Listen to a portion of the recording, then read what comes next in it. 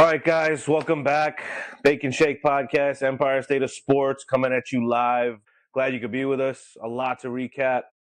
A lot's gone down in the last 48 hours from a Giants perspective, fellas. Not to mention another collapse of a loss on Sunday against the Bears, but more so some big news coming out yesterday.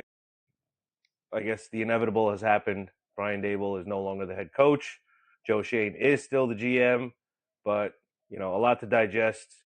Danny, what do you think? What's going on? Yeah, it's been a crazy 48 hours. I don't know about you guys, but still at my age of 38, just sitting on my couch wearing a Jaxson Dart jersey, just like contemplating what am I doing with my life? Just wasting another 3 hours, being excited that Jaxson Dart is being amazing and finding ways to bring this team into levels that we're actually might be able to win a game here and there. And then he unfortunately gets hurt. I'll get into that later on because I have problems with the NFL and the Giants with that he was able to come back to play a couple of plays after, if that was the play that he got hurt on, that fumble. But like just contemplating, like, this is the fourth game all on the road that we all had chances of winning 10 more points. Those three losses in particularly where we had over 96% chance of winning and our defense falls short. We play conservative once Russ gets in, and then that's the recipe of failure once again. So with Dave's, it's so ugly. It's like I'm just sitting there watching the TV. I'm like, here we go again. Like, what am I doing with my life? Type of contemplation with sports wise of like, what are we doing? And yeah, Dave's had to go, man. We'll get into the general manager later, I would assume. Like, I still think I think Sunday was just, he looked like dead man walking on the field, especially when Chicago took the lead. They scored the second touchdown, and you can just see him basically scratching his head, and he's like, I don't know. He basically felt like, what am I doing here? Yeah, he knew it was over when the game ended. Fourth collapse. The Saints game, you want to say there wasn't a collapse? They were still at 14-3 against a pretty bad Saints team. That should have been a win. Dart second start. Obviously, the Dallas game with Russ, when we're up 3 with 13 seconds to go, we didn't hold that lead. Everyone's going to remember the Bronco game forever, up 26-8 or 26-10 with 5 minutes to go. And then this past week, up 20-10. We get those 3 wins. Forget the Saints game. We get those 3 wins, those 3 collapses. We're 5-5. Right. And Dable is probably getting talked about getting extended. Yeah. With the schedule that we have. It's and insane. We're probably fighting for a wild card. Insane. We would be in the hunt right now. No neighbors, no Scatterville. Yeah, no. And it's obviously the quarterback, right? Because dude, I like Daniel Jones, and I've always stuck up for Daniel Jones, and I'm so happy. You always have. And I'm so happy that they're 8-2. But like, let's be real. That team got a way better offensive line, more weapons than Daniel Jones had. The MVP candidate with Taylor. So yeah. So he's having like a Barkley-like year, if not better, if it can even be better. If it's such thing as that. I mean, but you can't take that away from Daniel Jones. He's playing fine. But the eye test tells you, dude. That was the other argument that I had on the other podcast. Like I think Daniel Jones was always one of them quarterbacks in the right situation plays well. This team stinks. And this team looks a lot better with Jaxson Dart. So all that aspect, like he's lifting this team up, and it's awesome. And all I gotta say is his third down conversion rate is just absolutely insane. It's like normally like, oh god, here we go. Like, all right, a rookie quarterback, all right, he's gonna make a dumb throw on third down. Very like maybe like a handful of times, maybe even if that. No, he's played very well in certain games, considering the elements, right? The games against the Eagle at home, awesome game against Thursday Night Football. Going to Denver, the altitude, the road, Denver's defense played well. We had that game. You scored 26 points. We need to win that game. Yeah. This past weekend in the elements in Chicago, obviously it's cold, it's windy, it's snowing. Was shredding them. I mean, he's played phenomenally well. With that said, you brought it up a couple of minutes ago. The injuries thing, I'm sorry, it lingers and it scares the you-know-what out of me. Like getting checked in the tent every single week. Every week. And then that hit that he got when the helmet flew off. Yeah, I thought that if they didn't test him for a concussion then, that was crazy. I heard rumors that he might have lost a tooth. He did. But here's the thing about that hit. that you imagine if that could have hit him right in the face and it didn't. Yeah. Like, that would have been awful. You know, he's got it. I know you don't want to change his game. You don't want to, change the way he plays and his attitude and his toughness and his mental state. But he's got to learn to dump the ball away or take a slide or not go head first into these hits. Otherwise, it's not going to last. It's going to be a quick, like a hit and run with him 100%. going forward. So, any ideas, Danny? You could start. Who do you right now? Gun to your head. Who's the next Giants head coach? Who do you want? Who's your top pick? See, this is the thing. Thinking about it the last couple of weeks, we've tried the new offensive guru the last 3 times, and all 3 times. Well, Judge was the in between, but 2 out of the 3 times was the offensive guru. We're gonna get it going. There isn't a defensive guy that I'm like, oh my god, I gotta have that guy. I would love It'd be to have Brian Flores for me if you're going defense. Well, that would be if you're doing he's defense. suing the Giants, so I know. that's definitely not The two candidates, not to cut you, the two Right. candidates that I really want, that my wish list is John Gruden and Brian Flores, You're like and they're the both 8th suing the league, so that's not going to happen. You're like the 8th person that said Gruden. I love Gruden, what he's doing with Barstool on the big Stua. I sent you that thing like last 2 weeks ago. Yeah. I love Gruden for what he is, and I know he loves football, and I don't know, man. I think he's more of a character now, and his track record with the Raiders, the second go around with the Raiders, with the drafting and everything else, it was a circus. And why add that to the situation? I really don't want that. I don't want personally. I don't want another first time like hotshot coordinator. I don't want.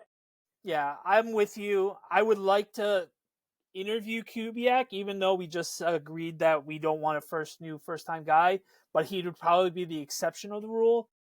I saw people talk about Spags. Spags hasn't head coached in 20 years. I'm not counting the 4 games with us in 2017. I think he's set as a defensive coordinator. Yeah, I think he's set too. Dan Duggan from The Athletic, and obviously a big beat writer for the Giants, gave all the guys that we gave interviews to the last couple of coaching cycles, and it was very underwhelming. And I'll put it this way. If we're gonna get a new first time guy, if that's the direction they're gonna go, which is very possible because most teams do that now. They want a young, hotshot. And I also think, guy.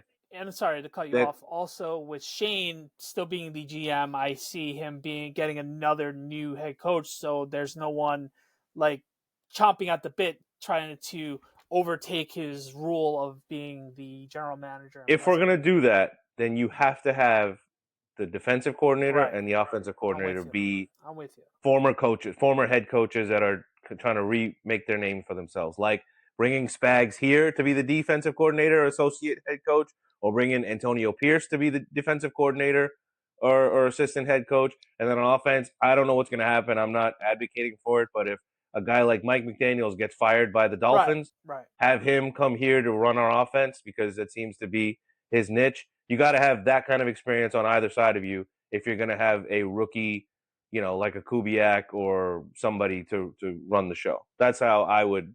No, otherwise, I don't want like a Kafka situation all over again. No, I hear what you're saying, and I agree. I'm just saying if there was one new retrend, it would probably be Kubiak, of like a new guy with that situation. But it's so difficult since, once again, we're not fully ripping the Band-Aid off like we've always, our track record. That's weird. And this is the 3rd time it's going to happen. And it's like, what are we doing here? We haven't learned from our prior mistakes. And some way, somehow, hopefully they wake up before the end of the season. I'm like, oh, we can't do this. But they snuck it into the press release as if no one. Yeah, they didn't tweet it though.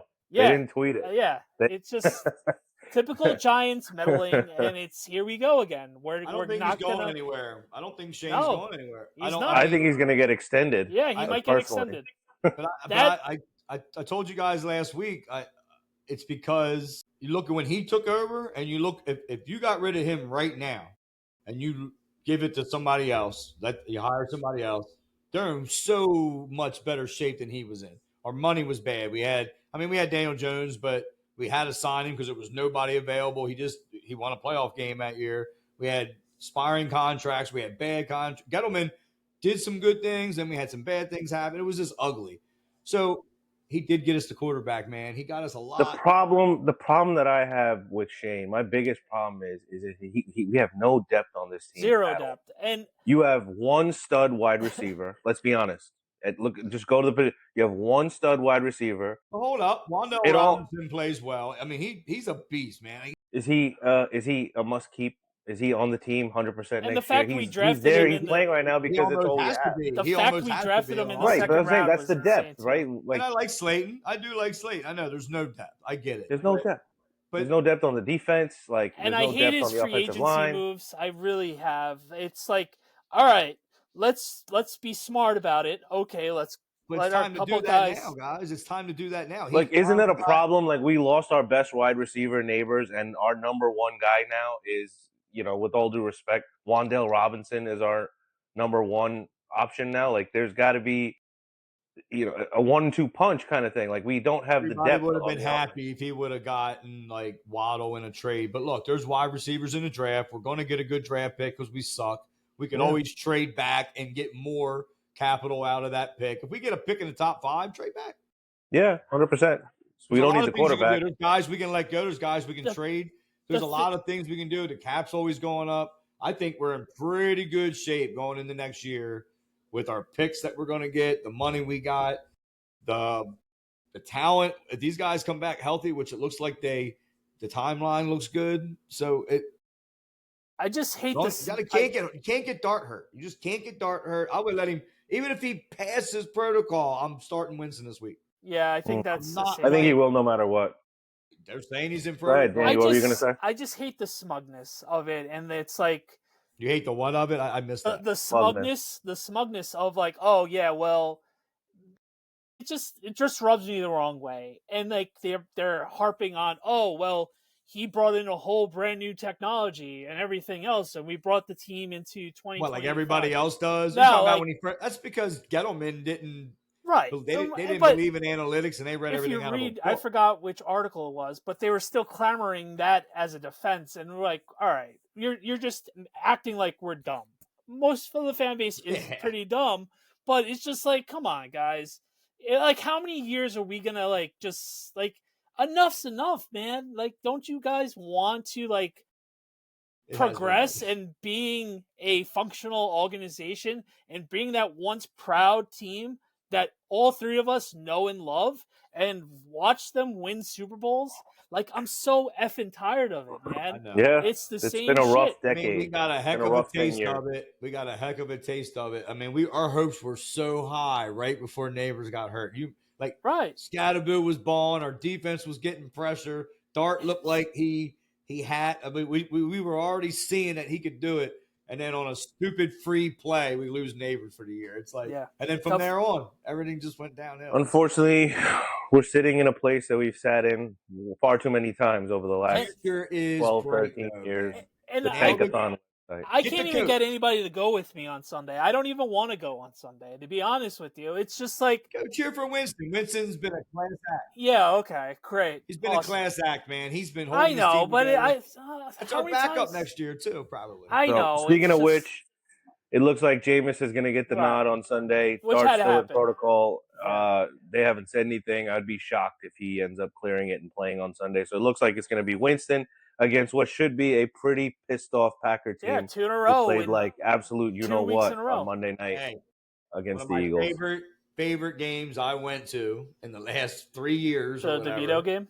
The DeVito game on Monday night when I got the DeVito special at Reds and we beat them. I actually had COVID that game, so I didn't go. Yeah. Oh, man, it was a blast. And then I went back to Reds afterwards. And my buddy Trey's a big Packers fan, and I would just love to beat him. So go Winston. We'll see. After that, I think it's New England, and then Detroit, and then we finally get our bye. Yeah, just flip it around. It's Detroit. Then New England. Yeah. So. And that's a Monday night New England, so that's fun. We'll see what happens. When New England is right now one of the top teams to go to the Super Bowl with the schedule that they have. My hope next year is Jaxson Dart has that progress that May had. May was doing the same shit last year.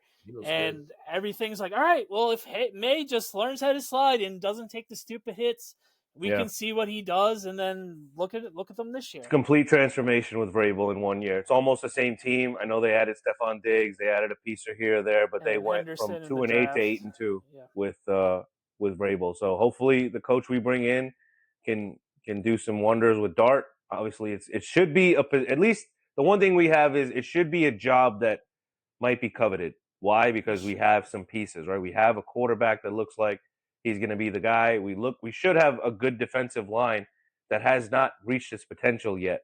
So you have a guy that might come in here that would look at what we have available and just kind of be chomping at the bit to develop these guys and work with these guys to hopefully turn this thing around to go from 2-8 to 8-2 next year. So we'll see. More to come on that. But, we're 2-8 right now. We have the 3rd or 4th pick in the draft. So to Topher's point, hopefully we can, if we stick with that, we trade back, we get some more picks and build it all up. And Shane's going to be the guy to make those picks, whether we like it or not. So it looks like that's going to be that. Anything else from NFL Week 10 catch your eye? I mean, the Commanders, they're obviously look like they're toasted. The Eagles' offense looks like, I don't know how they're 7-2. Weekly New England battle looks like of AJ Brown being upset even though they're winning. So this has to be his last year there. They're winning by the skin of their teeth. Like the offense is just not. Hate to say it, but that helps in the postseason. They know how to. There's some teams that are like Denver's like that. Denver's not winning. Oh my God, I can't wait to hate watch Denver, man. They're on my hate watch. Like I can't wait. Buffalo. What happened to Buffalo this past week against Miami? I mean, they just that's where Coach is going to end up. He's going to go back there and end up coaching Buffalo. Who? Dable? He's going to go back there, offensive coordinator, something. He's going back there to be with Josh Allen one way or the other. Yeah, he'll be a consultant or something. Yeah, for sure. I think they'll bring. He might go to college. He might go into college. I mean, look at him. What are they? 5-3, 6-3. Are they? He could go back into college. You never or go into college. Yeah, he was in college. Yeah. Yeah, so he could get a head coaching job. Penn State's open. Listen, Jalen Hurts. I love it. He's that coach that we're always gonna like and respect, and it's just what if he was able to hammer down the important parts of being a head coach, he would still be here. Unfortunately, that's the negative of a guru is he's gonna focus on that one position, and the rest of the team is gonna suffer from it. So, it sucks. I thought he got some bad luck though too. I mean, he got a lot of bad injuries. A lot of dumb things happened. A lot of things. Even last year. I mean, he made dumb mistakes too with Graham Gano, but like the Neighbors game against Washington week 2, and then Gano getting hurt on the opening. I mean, just the dumbest stuff. And then this year with Neighbors, a lot of bad luck has happened as well. The Neighbors going into the tent, just the time management, the poor timeout situation, the kicker situation. It's just, and I think that's a reflection of him being under the pressure and making bad decisions. And the collapses, one after one after one, just not knowing what to do with the collapse. It's not. Yeah. It's really not. And before we wrap up, it's unfortunate. I wanted to say the first year he got coach of the year, and that team wasn't that good. And Daniel Jones took us to the playoffs and won a playoff game. So, that's why we believed in him. So, it's like... Right. And even the second year with taking Tommy DeVito and Tyrod, in that little run, that was a great run. It was... Yeah, a lot of people are going to say that's a wink, obviously so, because our defense caused the turnover. That's another thing. We didn't get along with Wink. That's another blemish on his record. Their defense was like a turnover machine that year. It's just... We had Wink now with these guys. That would be outstanding. I'm not gonna lie. I'm nervous with the coaching search because what right coach is gonna? I know it's a one of 32 jobs. I know the spiel. You don't have to give it to me, but it's the who wants to actually work? Who's gonna want to work here with knowing that the general manager is gonna be 1 foot out the door because one bad start, even if you start off on the wrong foot, he might get fired. Unless they accept him first. What do you guys think of Mike McCarthy? No.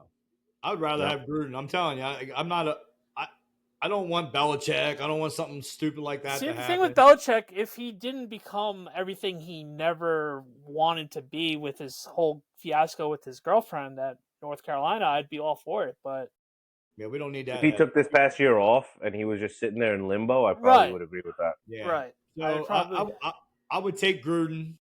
I know it's risky, but I would do it because he loves Jaxson Dart. I would love to have that dynamic together. As long as he's not helping out, the thing with him is he's going to want to be in the front office as well, making those decisions. They got to tell him no on that, and they got to let him get his. Then he's going to say no thanks. That's who he is. But then he's going to blow opportunity to play with Jaxson Dart, and let's not forget Cam Scatterbill.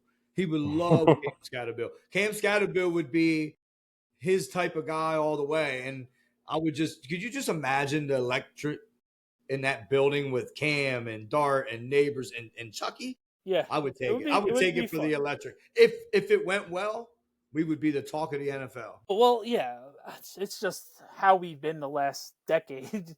So Chucky, if you're watching this, start spreading the news. Come to New York, baby. Well, you saw his brother and that the podcast with Incognito and Skip. They're already clamoring it for the last 2 years. He said he'd be very interested. Of course, he doesn't have coaching. I mean, they're throwing feelers out there. Our one team sucks, our other one don't. Karan, you were just there. How'd that go? Good transition. So, perfect. Not tonight, though. Not tonight so far. Looks like tonight looks like a little bit of a lackluster performance so far, but the night's still young. We'll see. There's still a quarter and a half to.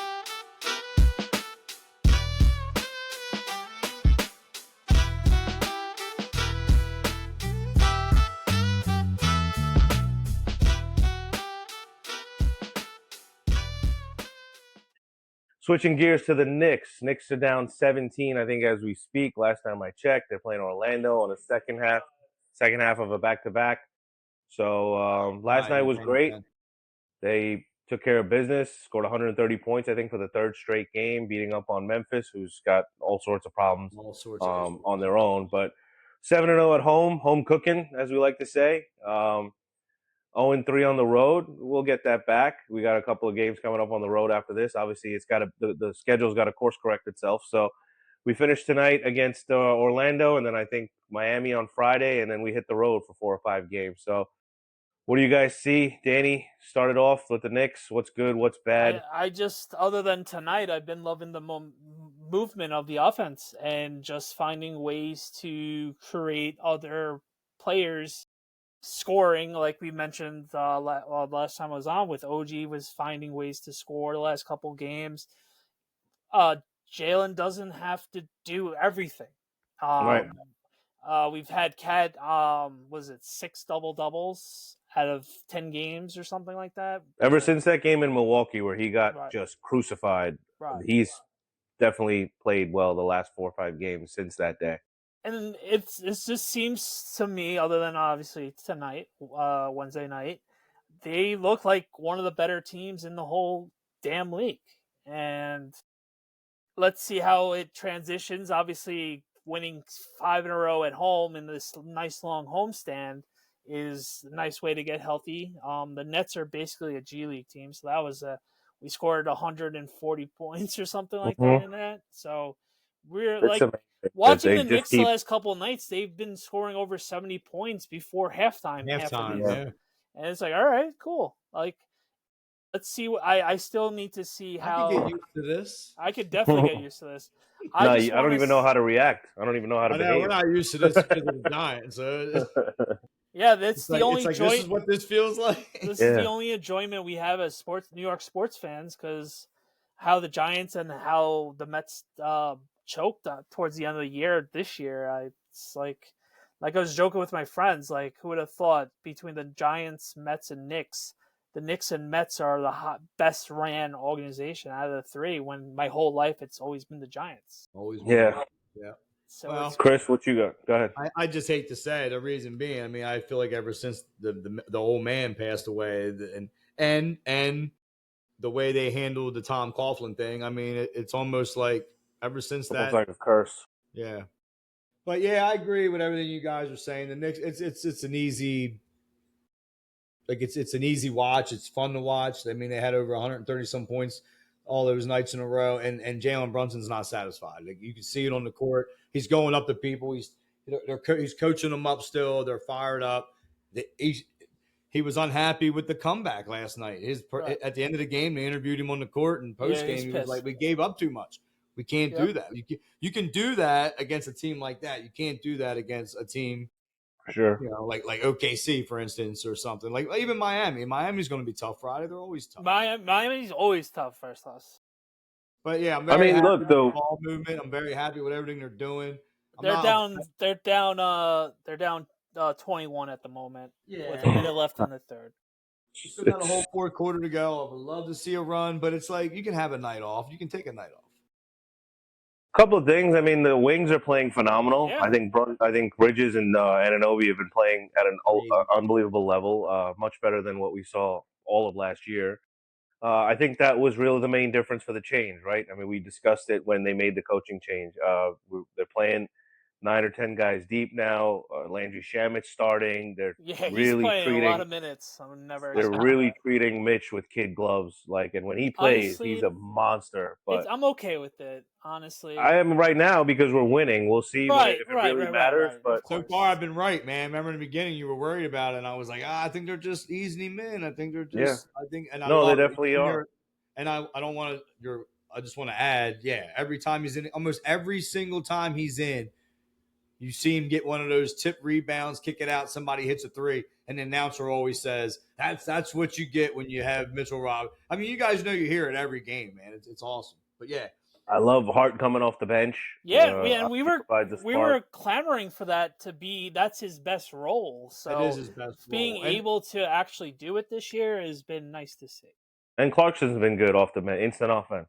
So McBride's April, May, June, fellas. April, May, June. Yeah. Be healthy. We need is 16. We got to get 16 wins between April and June. That's the only number I care about this year. And this is the formula. I think this is the formula, and it's only going to get better, right? Because it just started. We're only what? Yeah. Yeah. Listen, there's certain things like tonight. They obviously laid an egg. They haven't won yet on the road, so I mean, we have to hopefully go into it next week and lock down a little bit defensively. Last night they gave up 100-something points. So there's some things to clean up, but you get wins with it. It's a lot sweeter. It's a lot easier to fix those things after a win than if after a loss. So we like what we're seeing. Obviously, what do you guys think? Did you see the game, the courts, the jerseys? Did you like that city edition, the old school? Jerseys I love that retro logo. That's just me personally.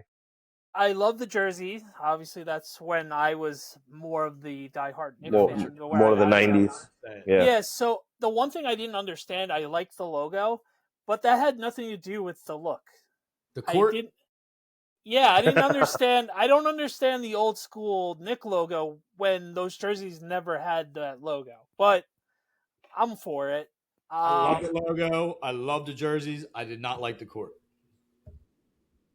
Simple as that. Yeah, the court's a little. And then they haven't worn the black statement jerseys yet. I'm looking forward to seeing those. That's right, the black, orange, and blue. Those haven't been debuted yet. So, do you know when? I would venture a guess to say sometime on this next road trip. Yeah, I guess. The problem with it is, and I love the jerseys. Don't get me wrong. I love the city one they wore last night. I love the statement one that they're gonna show. It's only good for this year. Next year's gonna be two totally different ones again. Well, so it's like you buy one. I love the shirt you're wearing. I got a Brunson jersey in that jersey. So, now that's gone. But they don't wear it anymore. Just like the one they wore last years. Yeah, they wore it for a couple, so I thought I was safe. And then, so this black one I think is awesome, but it's going to be only this year. And then but that's something to have. I think I gotta have it. Yeah, the black ones are nice. You could always wear it. I have the black one from 2 or 3 years ago. I do have a nice Allen Houston one. Who do I get? It's if you're gonna go current player, I mean, you have to go Brunson right now. So you want to? I have a good funny jersey story to tell you from last year. All right. So last year, before the season started, I wanted a DiVincenzo jersey, fellow Paisan. So I got one, and I'm like, Fanatics is being weird and everything else like that. Oh, your jersey's being delayed or whatever. I'm like, oh, okay, that's weird. It's as if Fanatics knew he was about to get traded. Then he literally got traded, and I call Fanatics. I'm like, hey, can I get a new jersey now? They're like, since you guys never sent me this one, they're like, oh sure, swap it out. So I got a Brunson jersey. Nice. It was really funny. That's the thing, yeah. As if Fanatics like knew like a week before, oh, he's probably gonna get traded. Let's not send it to him. That's one I wish we had back. I loved him on the team, man. Yeah. And our boy Snacks we missed his grittiness last year, yeah. for sure. If you go Jersey these days, I have a steadfast rule that you should try to get a legend, your own name or a legend. Like you just don't know. I mean, as much as I love Bridges, he could be in a package for Antetokounmpo in the next few months. You never know. And I think Hart's safe. Who knows? I think Hart's. I do too, but I think they're all safe. But who's going for Antetokounmpo if we get him? I know. You know? I don't think Hart's safe. But I think I mean safe as in like he's gonna be that guy forever. If you wear a Hart jersey to a Knicks game, you're gonna be fine, like type of thing. Yeah, it's like a Starks jersey now. So. Yeah, I agree with that. So I think Hart. I would think obviously. I would think that's why I think Brunson because he's already accomplished more than most. Right. Free agent Knicks have done for us since birth. So that's why I think if anything ever happens, he's not here. I'm cold. All right, so here's a better question. Here's a better question then. If you were to get an obscure Knicks jersey now, like from the current team, who would you get? Bridges. Okay. I'm a big fan of Bridges. Okay. I'm a big fan of Deuce, so I'd probably get a Deuce jersey to be different. I like Deuce also. I'm a big Deuce fan, and yeah. I might even go with Hart, like you said, because of the way he played. He knows I love Josh Hart. I talk about Josh Hart a lot. No, yeah. If I had to pick one that I knew was safe, I don't see Hart as obscure though. Bridges for me. I don't see if you were to get they sell the Hart jerseys in the store. Yeah, like I wouldn't think it's. They probably don't sell a lot of Shamit or Deuce jerseys in the store. Nah, that's true. I'm sure they got a lot of Towns jerseys, but I don't. Maybe a Yabusele. I don't want it. Like an Yabusele jersey or I don't want Towns' jersey. Well, a Hawk Porty jersey. There you go. Is that bad? I don't want Towns' jersey. No, it's not because he's because you know it's gonna happen. It's inevitable. You never know what's gonna happen. So especially in the NBA. Good stuff tonight, fellas. Always a pleasure. Good stuff. Knicks, Giants. Could be better. Could be worse. So hey, I'm excited though. I like Winston. I love what he's done for us. I love the way he's uplifted people. He's been a hell of a team player, and he's a great locker room guy. I want him to do something great so we can get a good post game interview. Yeah, no. Hopefully, the next time we sit here, there's some good news. Well, I mean, they're not going to pick a coach in the next week, but at least you'll hear some rumblings. Who's interviewing? Maybe they'll make a statement, something like that. We'll see what Winston does on Sunday against the Packers. And I don't know. Pray for a win. I don't know. Are we rooting for wins, losses? I don't even know. We're in that weird situation this year. We don't need a quarterback, so we don't necessarily have to tank. I hate sitting there just being like, oh, I hope we don't win. We do win. I got legit angry when we lost to the Bears. I'm cheering for him. I'm cheering for him. All positive. I'm rooting for the Knicks. I'm happy. I'm gonna root for Winston. That's what he would do. So good stuff, fellas. We'll see you guys soon. Appreciate it. I love it. I'll chat soon. What up, party people? Carolina Mike here with a big shout out to the Bake and Shake Worldwide Presents podcast. Y'all do an amazing job. Thank you so much for having me on.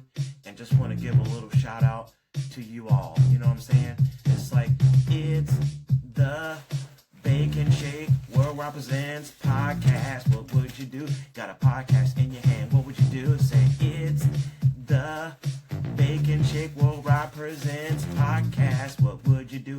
Get on that podcast. It's up to you. Come on, y'all. I appreciate you, fellas. Thanks for giving me a shout. Thanks for giving me a shot. And looking forward to hopefully maybe working with you again. Y'all take it easy. Keep pounding. Let's